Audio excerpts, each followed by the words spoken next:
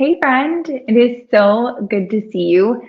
Happy Wednesday. I hope that you've been having a great start to the week. I missed you so much last week. I was busy on the road traveling, but I'm excited that we could get together and huddle in and catch up and learn from each other this week because man, there is nothing more powerful than a group of smart, interesting people that are all learning together. And I know that you know all about that. If it is your first time here, then come on in. We love to say hello to you. You can bounce on over to the chat where you can see Jim and Jeff and Shelby already chatting away about what we are kind of sinking into today. So don't be shy. We're a fun, friendly group of people. So you can always head on and join in. If you are listening to this on your favorite podcast network while you walk the dog or fold the laundry, no worries. We can still get into your questions or things that pop up in your mind. Just feel free to send me a message afterwards. And I promise you will not be left out just because you weren't able to join us live today. As we kind of dig in and head into March, it's hard to believe that Q1 is almost over. 2025 Q1, I don't know if it went by fast for you, but it sure felt like it went by fast for me.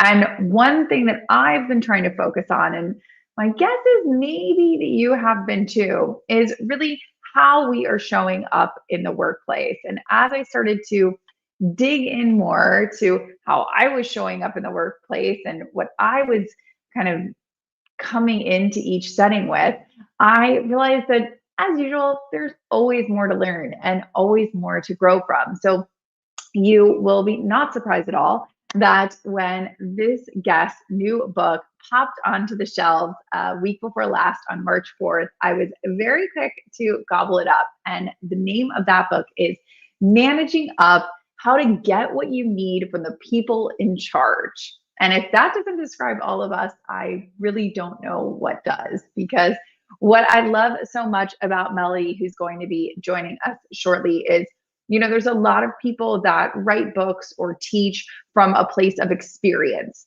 And boy, does she have a lot of that. So that's not lacking from the experience front. She has trained thousands of executives at Google and Amazon and Microsoft and really help these professionals navigate workplace dynamics and do it in a way that doesn't compromise who they are and how they want to show up. And so she's not only gotten the experience from being in the trenches and seeing it close up, but in addition to that, and I think this is what makes her really interesting, she's also a psychologist who has studied this from a standpoint of the academic world. So for 13 years, she's been knee deep in the academics of workplace psychology and what that really means and how we show up. So I really like that Melody kind of is coming at it from a place of I've been in the dirt and I've been in the trenches and I've seen it in real life. I'm not just, I think sometimes with academics, it's what's that phrase,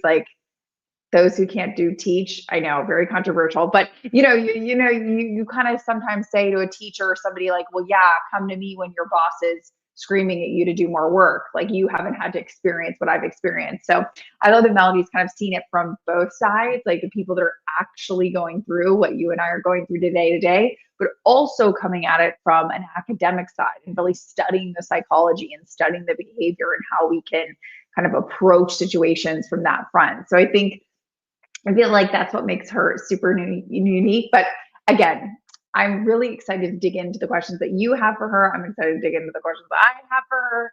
So please, without further ado, help me welcome Melody to our coffee chat. Hey, thank you so much for having me. I'm thrilled to be here with you. Well, I am excited too because I feel like, what you study and what you dig into is a subject that touches all of us. And I would love to kind of hear from you. I feel like sometimes people can be intimidated when they hear that you work with executives and, high powered people, because they might just be like, Melody, I'm just, I'm just a manager, or I'm just starting my career. I'm the assistant or I'm the coordinator at the bottom of the totem pole. But I love that it feels like your work touches everybody, not just the high powered executives. Yeah, and that's my goal. It's so good to hear that you see that because I think so many of us were dropped into our careers with no knowledge of psychology. Yet work, no matter how much AI is coming to replace what things that we're doing in certain roles, there are always going to be human dynamics, politics, those unspoken rules and norms that we have to navigate. And that's where some of this psychology comes in, understanding what motivates people, having the EQ to actually connect with them, influence, persuade them in ways that have integrity and build relationships and trust. Yet, no one ever teaches us that. And especially as you get deeper into your career and your technical expertise becomes less important. Of course, you still have to perform, but your people skills become that much more important. And it's kind of like I certainly have had times in my career where I felt like, did I miss a class on this that everybody else took and I somehow was absent that day? And so that's what I'm hoping this book gives people a manual for some of those invisible dynamics that are happening around them. And I'm curious, like, obviously, I kind of touched on a little bit how I feel like you're kind of playing in two different ponds, both the academic pond and actually working with people who are like in the rough of it. Obviously, inspirations for books or your work can come from all different places, but I'm curious, like, which pond this latest book, I guess I forgot to mention that this is your second book with accomplishment enough to write one book, but now this is your second. Where did that inspiration come from? Honestly, a little bit of both, a little bit of personal and professional. I am someone who is a lifelong recovering people pleaser. And that's really what my first book was about, trusting yourself and building your own inner confidence in the workplace. And so we do teach what we most need to learn. I think that's why many of us are drawn to these topics. So I am someone who's always had trouble giving feedback to other people or feeling like, well, that person has more authority than me. I can't say no if they ask me to do something. And so that being my own personal struggles, but also that of many of my clients who do also tend to be very thoughtful, sensitive, perceptive people who would say, "All right, I feel like I trust myself more now." But all of that tends to break down when I have that conversation with the executive, or I feel like it's a high stakes situation with my boss and I don't feel like I have standing to push back. And I think that's even more true now since the pandemic. I mean, 5 years ago yesterday was like the day where all of that started to happen. And I think for so many of us, that sent us into this really free fall of feeling like not in control of our careers, feeling a bit more helpless and powerless to what was happening around us, the changes, the personalities, the whims. And so what I kept seeing was that people were overthinking situations, reading into feedback. Why did my boss use a period instead of an exclamation point? Do they hate me? Am I getting fired? When actually so much of what they were struggling with, anxious about, stressing over really came down to missing this skill set of managing up. It was not a flaw within them. And your emotional intelligence, when you are someone who's more perceptive, observant, you're seeing the subtleties in people's behavior, that actually makes you more effective at everything we're going to talk about today. So those things, I felt like I had to write this book because people needed it and I had so much to share on it. I'm so glad you brought up the point about interpreting people's responses and interpreting that feedback, and specifically mentioning like the period versus the exclamation mark. This is something that I feel like personal hit, because there are many times where I can like end the day and I'm holding my phone up to my husband's face like, what does it mean? What does it mean? Is she mad at me? Is my client mad? And so one of the things that he's really been stressing to me is like, but did you talk to them on the phone?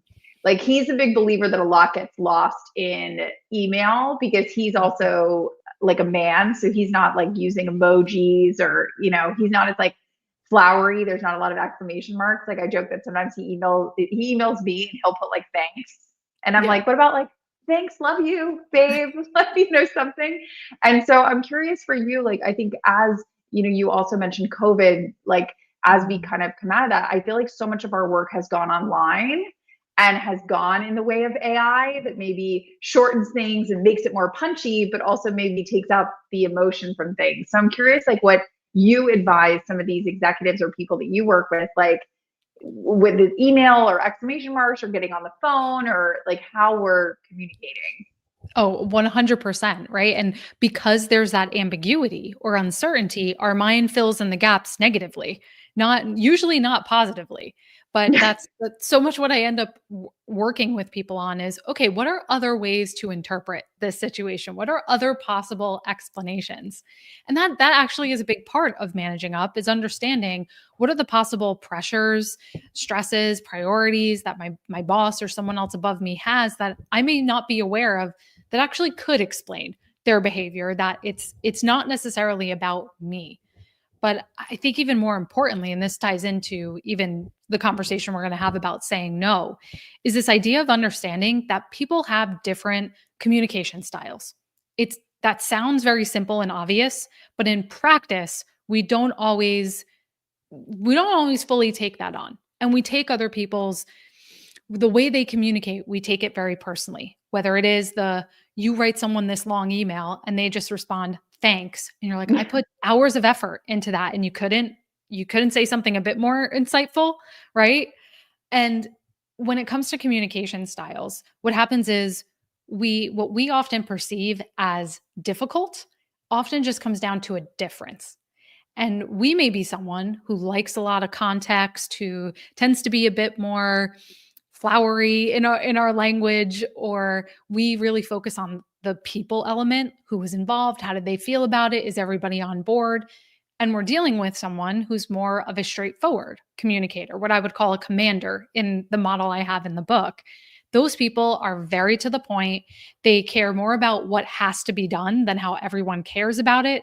They want just the bullet points, the bottom line, how this is affecting results. And when you know that, when you have some of that context up front and literally have a conversation with someone to say, what are your preferences? How do you like to communicate? You're observing about how they're responding to you and others. When you can see, okay, this is their baseline. This is not about me. You don't take their behavior personally.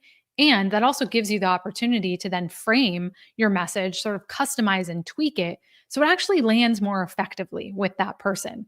You get your ideas or your message heard, it lands more effectively, and you eliminate some of that frustration on both of your sides. Well, and I love that you talk about kind of how it lands, because I think one of the things that I always think about when I'm going to tell somebody no, when I'm pushing back on, for me, it's a client, but for other people that are listening that work in a corporate setting, it might be like a boss or a boss's boss or something like that, or maybe a client as well. I always think about how it's landing, and I always tell myself, like, they are going to be very angry when I tell them no. And so I feel like obviously that's a main part of your book, is really how to push back or how to manage up and say no. And I love it. I like that you frame it in a way that seems constructive, as opposed to seeming negative. And so I would love for you to kind of sink in and talk about that a little bit Yeah. more. Yeah, and this is really challenging. All of us have to manage up no matter what our professional life looks like. Even if you're a freelancer, consultant, you own your own business, you're the CEO of the organization. If you're the CEO, you have to manage up to your board and tell your board no. If you're a freelancer, you may have a point person at your contact company. So we all have to do this in some way or another. And pushing back is one of the hardest conversations we have to have, because we have to straddle being a team player without being a pushover. And that can be really hard, because saying no in the professional setting, it's usually not a good idea for your no to be a complete sentence. It's very true that no is a complete sentence in almost all other aspects of life, but professionally, it can come off pretty abrupt, right? Just imagine if you asked someone a favor and they were like, "No, I don't feel like doing that." Or you went to your boss and said, "No, we can't do that." Very few of us could do that with our reputation intact. So we have to be more diplomatic about it. And what I always advise is, before you just give a knee jerk yes or no, because that's what most of us do. We're very stressed out. So we do just kind of snap and are like, I can't believe you're asking me for another thing. Do you know all the pressure we're under? The team has been working around the clock and yet you're asking for another thing, right? We go to that extreme. Or the people pleaser in us is just says, sure, happy to make that work. And then behind the scenes, we're like sweating bullets trying to figure it out. So instead of either of those extremes, buy yourself a little bit of time and ask questions. And again, this does a few things. When you ask questions, gives you a second to collect yourself and not knee-jerk response in either direction. You also get information about the request that may not be apparent on the face of it. Because when your boss brings you something, you're in your head, you may be interpreting, oh my gosh, now they need this tomorrow and they had already asked me for this, when in actuality, it's something that is not as urgent as we're making it out to be. So those questions could be anything from when do you need this by? Who else is this going to be visible to? Because that can help you prioritize. Or what made me come to mind for this task in particular? Do you see this being a one off request, or is this something you expect would be ongoing? That gives you an opportunity to also assess, is this something I want to say yes to? Because it may be an opportunity. If you get exposure to senior leadership or another part of the organization, but it also puts the onus back on the other person to subtly explain, why are they asking you? Why are they asking you? And you might get information through that, through asking questions that gives you more data to then say, you know what, I hear this is so important. This actually does not sit with us. This sits with marketing. So I can introduce you to someone there who owns this process. I think it would be more efficient if this person handled that. And so start with questions. Yeah, I'll pause there because there's a lot more we can get into. Well, and I love so much that, we've been talking about it in a work context, but, there's also a lot of how you were raised as a child, like that people pleasing tendency. And it also bleeds over into our personal lives as well. Like, can you volunteer at your child's school, or can you take on coaching your soccer team, or, something out, or a friend? Can you plan a friend's birthday party, surprise birthday party for them? And so I think a lot of pushing back and saying, no, this advice is so strong, not only in a work setting, but also in a personal one as well. Because there's going to be moments where you need to push back. No, you can't plan that friend's birthday party, or no, you can't, volunteer to coach the soccer team this season, or whatever it is. And I'm curious, like, as you coach these executives, because again, we're whole people. We're not just like work people. We're, kind of both ends of the coin. Are there different tactics that you give them for saying no in a professional setting versus a personal one? Or are those questions, those clarifying questions, kind of the same across the board and you can use them in either setting? I love this. I love this. You're right. Because number one, we take ourselves everywhere. So usually, often when we struggle with something professionally, it does show up personally. And okay, so in the book, there's this concept I talk about called pushback power, which is really trying to measure your invisible leverage that you have for how often and how forcefully or assertively you can say no. And this is where the workplace and professional life tend to diverge a little bit because in the professional world, we have built in hierarchy, right? Your boss is your boss. They conduct your performance review. They have control over many aspects of your career, your salary, your benefits.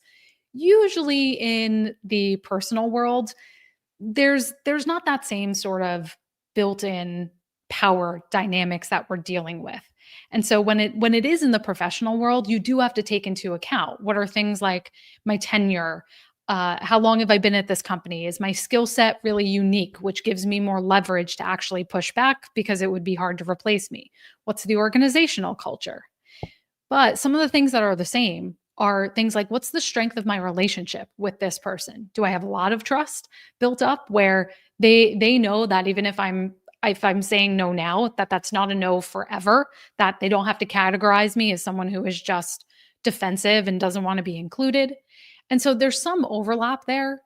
But when it comes to, so there's four main tactics that I share in the book. It's based around conversations. And what we're talking about today is one of those, the boundaries conversation. And so I'll talk about two that can be more multi-purpose for personal, and then two that are usually more professional, but you could use them personally too. So does that work? Great. Perfect. Yes. Okay. So the two that are better on the personal side are number one, the deferral, and number two, the referral. And so let me go through those quickly. The deferral is the classic, let me check my calendar and get back to you. And here's the thing though, you need to take that a step further and not just say, yeah, give me some time to think about it, but explain why is that in the person's best interest. Let me take some time because I want to make sure that if I commit to this, I can give it my all. So give me some time. I'll get back to you by Friday to see if this is doable. And that shows, again, that shows a bit of that trust that I want to do the right thing here, which allows you to later say, actually, I looked at my schedule. I'm already overcommitted. I'm sorry, I can't do this time, but keep me in mind for the future. And so you can say, let me check my calendar and get back to you, or I want to give you the most accurate data possible. So I need to, confer with my team to make sure this is something we can take on, or this is something we can fit in. That's the deferral. And then the referral is who else could you offer? Or is there another way you could help that person get their need met?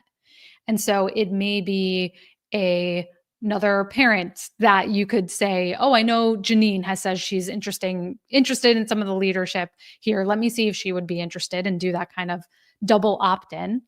Or I know Kim, probably you and I both, we get a lot of requests for our time, people who want career advice or other business advice.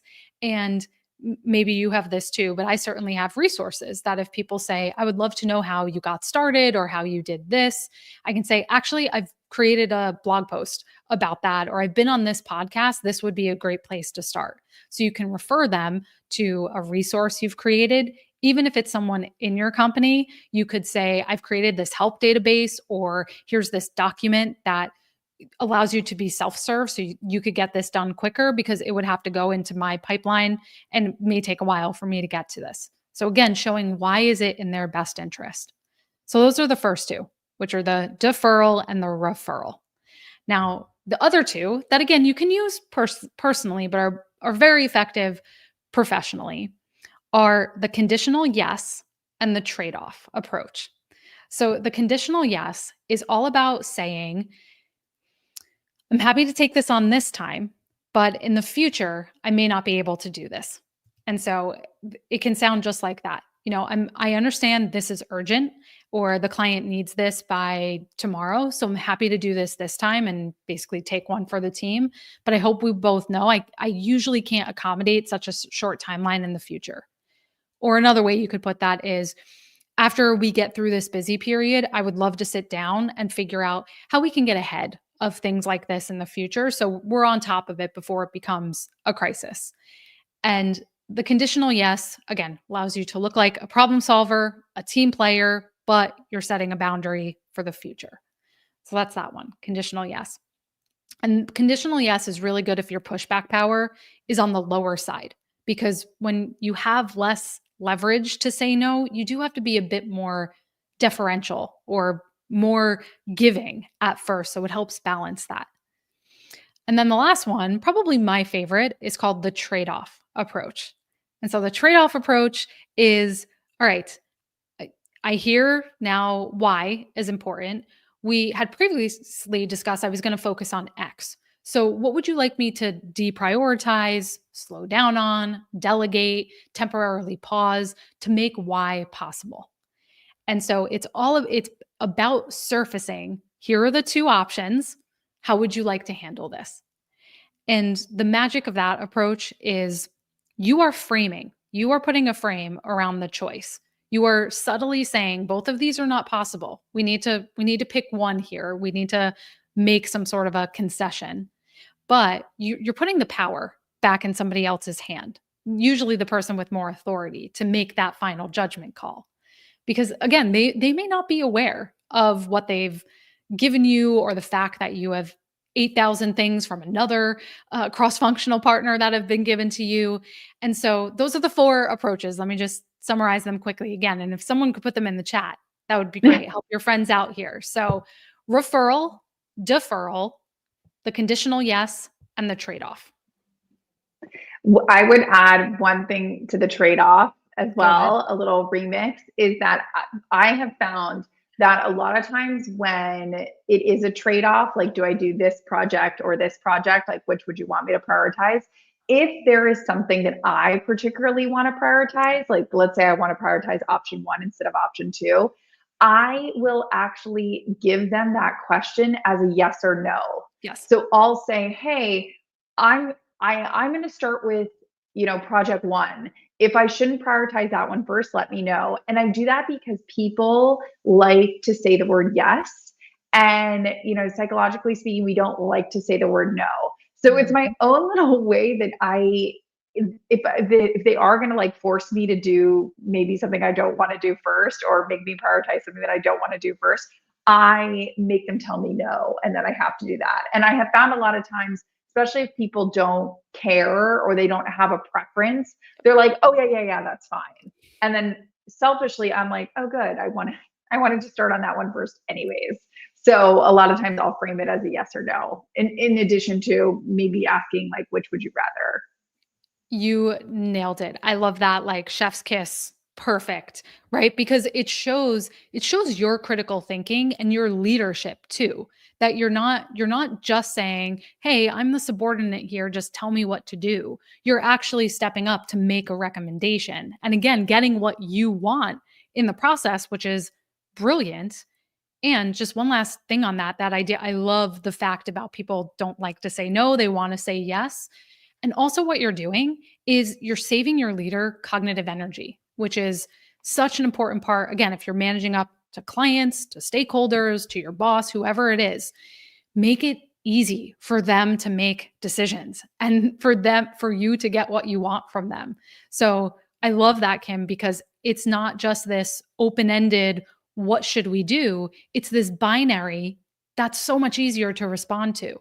And the same goes if you want your boss to advocate for you in a meeting, maybe you give them talking points or a sample slide. Make it easy for them, and you're so much more likely to get what you need there. Absolutely. And I'm so glad that this was brought up as well, because I do feel like this could really help people that are not just junior at a company, but really want to advance their careers. Because I always say, I mean, I say it in a joking way, but it is true. Like, your boss doesn't want to think, they already have to think enough. Yes. So the value that you add to that situation, and again, I say it in a playful way, but I think it helps prove the point, is, I always tell people that work on a team with me or work with me, I'm like, your job is that my brain is mush. I don't remember things. I just pretend like I'm an idiot. Okay. And the easier that you make it for me to like survive, the more I'm going to like you and the better that this is going to go. And I think sometimes when you frame it that way, people are like, oh, yeah, I get it. Like, instead of giving you more things to think about, it's giving you less things to think about. And I think that is the best way that I've seen, at least for myself, that people can like run the ranks around me. I'm like, make me think less. Yes. Exactly. That is so true, that the people around you are busy. They have, especially if your manager is middle management, they're being crushed from all ends. And so, yes, make it easy for them, save them energy. 1,000%. I'm curious, obviously you've kind of been in the thick of this for, 13 plus years at this point. Is there a common factor that you see that you can kind of spot from a mile away? Maybe it's a new person that you've been introduced to, or a new executive that you started working with, and you just see it and you're like, that is a big, like, is there a commonality, I guess, that you see across no matter what organization or where somebody is in the food chain, the hierarchy, that is just very common in your work? Oh, what a great question. I'm gonna cheat. I think it's a few. I think it's the confluence of a few things. And it's definitely ownership. Ownership, being someone who is willing to be a driver in the organization, who's Jeff was saying in the chat here, not coming just with problems, but coming with solutions and ideas, right? Someone who is willing to step up, who takes responsibility, who is who is an achiever, right? Who's always striving for more. That's one of the things. I think also this idea of EQ, someone that is technically strong, but is very good at seeing the invisible dynamics, understanding that there may be certain people that are influencing a decision behind the scenes, and they understand that they need to build relationships that may not be apparent on the org chart, and they need to do things like having conversations before the meeting to make sure people are bought in on ideas. They understand the people side as well as the technical side. I think those two things, kind of the ownership and initiative combined with the EQ, is a just powerhouse combination. No, I definitely think it's something that people should try to recognize as much as they can in their everyday workplace is, what people dynamics are at play here. And another thing that I think also comes into mind in every single workplace is stress.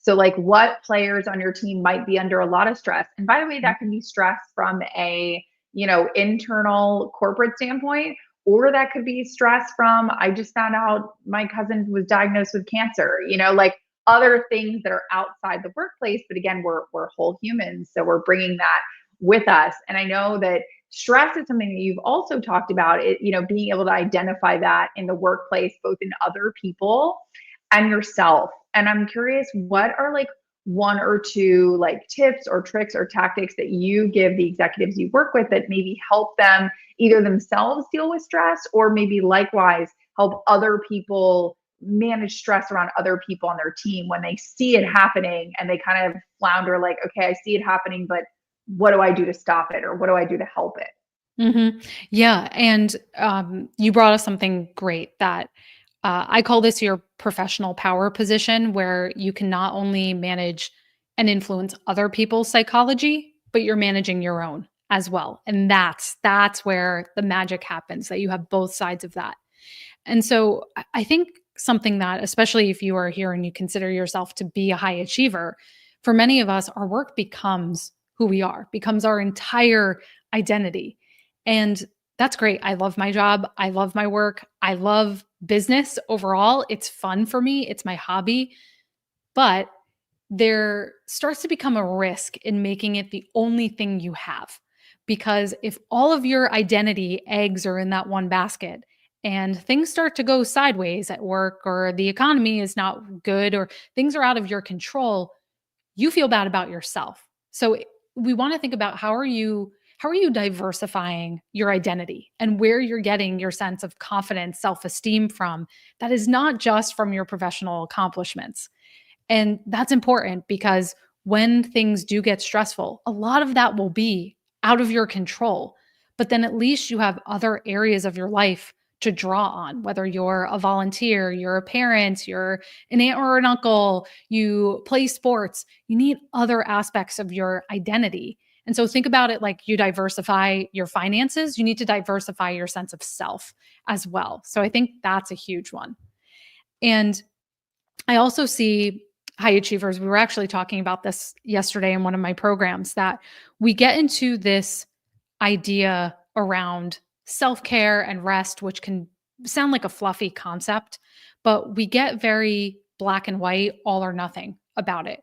And so I was talking to someone yesterday, and she was saying, well, I know I really need to have more recuperation time. And so I'm going to start putting aside 2 hours for a hobby once a week. And I was like, 2 hours? 2 hours is a lot.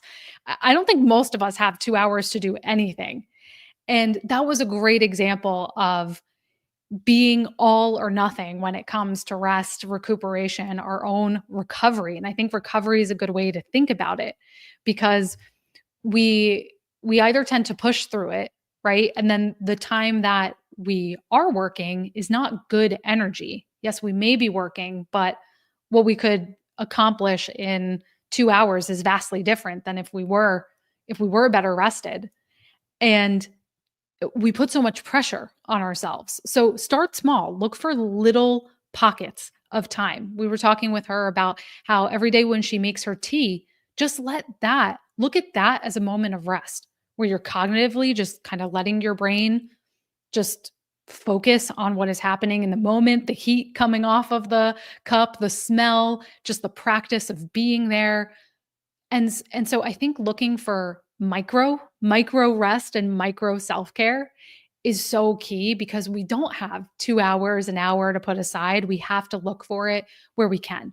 And so if it's you have 5 minutes between meetings, you go do a lap around your house or go sit in the sun, that's great too. It's just don't make it this, if I can't spend an hour at a gym, well, I might as well do nothing.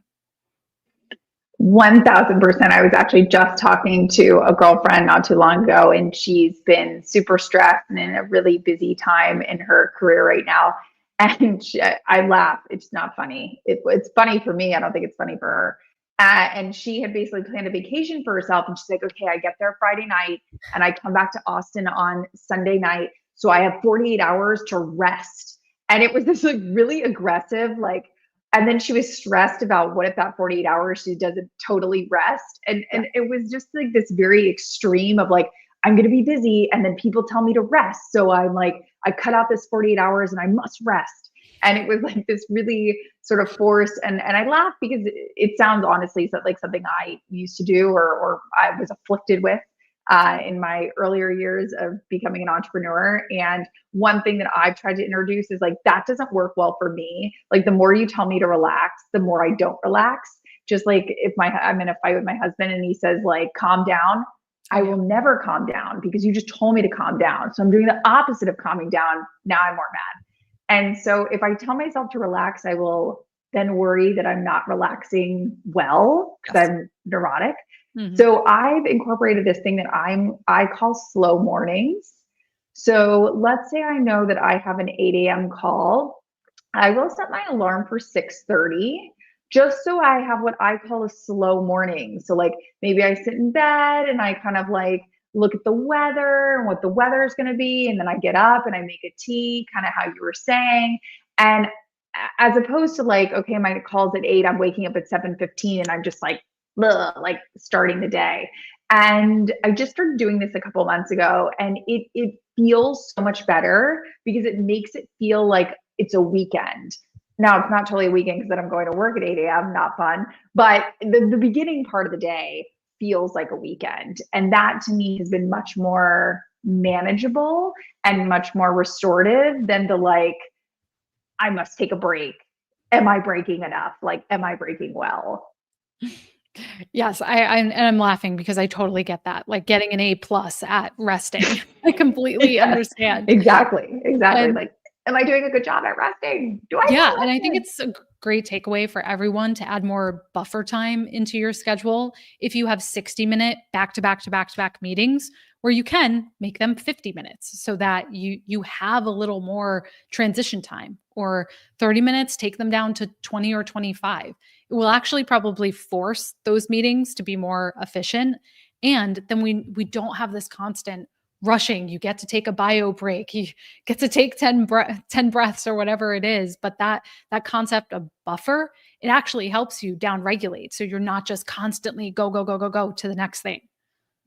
Exactly. And doing like a little bit of something that like you like each day. So for instance, like I really wanted to read that new Malcolm Gladwell book that came out a couple of months ago. So I just told myself, instead of again taking this massive like I will read this book in the weekend while I'm relaxing, just during my slow mornings, I'm like, let me read a chapter while I have my tea. And then I kind of like ease into the rest of the day. And that's been really, that sort of like forced slowdown or forced relaxation has been quite nice, I must say. Love that. Yes, I can imagine. I'm curious for you. I mean, obviously you are so deep into the space and the workspace and the psychology of it. Are there any people that you particularly like to read their books or to listen to their podcasts? Or are you the type where you're like, I don't want to like listen to this stuff at all? I'm like over here listening to like rom-coms on my Audible. Like, do you sit in the space that you work in and continue to learn from it? Or are you kind of the exact opposite and you're like, no, I want to learn or find enjoyment someplace totally different? A little bit of both. I go in phases, I'd say. Like, particularly when I'm writing books, I have to tune out everybody else, so I hear my own voice because I don't wanna intentionally pick up other people's ideas. So, but now that I've finished the book, I'm kinda coming out, into a phase where I am starting to consume more content in this space. And one person whose work I really love, I listen to a lot about communication in particular, because I think so much of what happens at work comes down to communication, whether it's digitally, it's in real time, it's in writing. And so I read a lot about copywriting. My husband happens to be a copywriter, so it works out well. But I'm always fascinated with copywriting, which is the art of basically how do you write language that helps sell things or helps people take action, not copywriting like legally. Um, but I'm always fascinated with that because it incorporates psychology. How do people make decisions, or why are they buying or not? And so I read a lot about that. And someone's podcast I really love is Jefferson Fisher. You might know him. He's got these viral videos that he does in his car. He has a fantastic book coming out. I think it's called The Next Conversation. And I got a chance to read an early copy. It's excellent. And so for anyone who struggles with having hard conversations personally or professionally, highly, highly recommend his content, his podcast, the book, all excellent. I love that. I'm a big fan of Jefferson. He's so great. Been following him for a while. I got to have coffee with him last time he was in Austin, and he's just like a super interesting guy. And it's quite fun to watch his journey because he just sort of, as you said, fell into this. And it's been so wonderful to kind of watch that blossom. I'm curious, did you, only because you said you like copywriting, or have you or your husband read the new Seth Godin book? No, this is strategy. Yes. Not yet. Not yet. Okay. But a big fan of classic Seth Godin, Purple Cow and The Dip and all of that, but not yet. I haven't read the new one. Yes, I would say for anybody joining us that wants to nerd out on copywriting, Seth Godin is sort of like the OG in this space. And if you're joining and you're kind of like, oh, Kim, I don't like want to read a whole book or whatever, he recently was on the Tim Ferriss podcast. And I think their episode was like 90 minutes maybe. And so I would say if you just want like the Diet Coke of Seth Godin and you don't want to commit to the full calorie Coke of reading a book, the Tim Ferriss podcast was a really good one because he talks a lot about copywriting, which I thought was interesting. Yeah. Fantastic. So good. I don't know if you know, but like around these parts, we are super nerds. We love learning. We love like tips and tricks and tactics. So I'm curious from your standpoint, if you could give all of us a homework assignment, maybe we do it the rest of the week, maybe we do it, over the weekend. It could be to read something, it could be to do something, could be to download something, try something. What is something that you would recommend to all of us? Maybe it's something you also recommend to the executives you work with, but maybe not, that you think would help us just better ourselves in the workplace, whether that's managing up or just as individuals. Yeah. It's going to be something to do. And it is something I give my clients as well. And it's called high, low, hero. And this is something that's great to do at the end of the day. You can do it just by yourself. You can write it down. It's really great to do with a partner or a friend at the end of the day. But it's about thinking about what was my high point of the day? Why? What made it so? What was my low point of the day? What did I learn from that? And then who was a hero to me? And what's great about this is it helps put closure on the end of the day, because I know people were mentioning in the chat that everything we've been talking about today is even harder in the remote environment or distributed environment. And that's also true with kind of turning off your brain at the end of the day, which is so important for managing stress, or even when those managing up, the conversation haunts you after work. So we need ways to have closure at the end of the day. And this high-low hero activity is one way to do that. But it also helps you make sense of what's happened and to, proverbially give yourself a pat on the back of, I had moments of strength today. I had accomplishments. Things went well instead of looking at where you're always not measuring up. And so you may find something that through this discovery, like, oh, I should share that with my boss, right? Or add that in my next one on one. So it's also a little like visibility hack right there. But again, it's about making sense of what went well that I'm proud of, what was my low point, and instead of just stewing in it, beating myself up, what did I learn from it? Even if it didn't go exactly as I hoped. And then who was a hero to me? That gratitude piece as well. So high-low hero. Ah, I love that. And I would encourage anybody who's feeling extra brave to make that a beautiful LinkedIn post for next week. Or even if you just want to take the hero piece and maybe write a wonderful sort of ode LinkedIn to somebody maybe you used to work with or, friends with or whatever that you have gratitude for. I think even just seeing that pop up on my feed, I'm always like, oh, I love when other people are celebrating wonderful people or wonderful things in their life. So that would be my added homework is if you're feeling especially in the sharing mood, to share that with other people because it would help them too. Yeah. Okay, where, Melody, if people are like leaning in and like, yes, I want to hear more about this, in addition to, the 14 courses that you have on LinkedIn Learning, which I know is just a plethora of so much kind of content and goodness that you put onto the LinkedIn Learning platform, where else can people kind of consume your content or keep learning from you? Maybe your 2 books would be my guess, but what would you tell people? Yes, I would say the books are a great place to start. My new book, as you mentioned, is called Managing Up: How to Get What You Need from the People in Charge. My first book that came out in 2021 is called Trust Yourself: Stop Overthinking and Manage Your Emotions for Success at Work. And so they go hand in hand. Trust Yourself is really about the inner psychology piece, and Managing Up is really about influencing others. So they're great complements for each other. But you can also find me and everything about the books and my work. melodywilding.com is the best place for all of that. Ah, I love it. Well, thank you so much for taking the time to chat with us today. I just so enjoy all of your content and everything that you put out there. So a big thank you. Really appreciate it. Oh, well, likewise, I have been a fan of you for a long time. So it is really an honor to be here. And thank you, everyone, for coming out too and spending time with us. Yes, thank you guys so much. We know that you have a million places to be. So the fact that you kind of cozied in with us and dedicated some time to learn yourself, we appreciate so, so much. If you want to keep learning together every single Wednesday at 1 p.m. Eastern, you can always head over to getcoffeewithkim.com.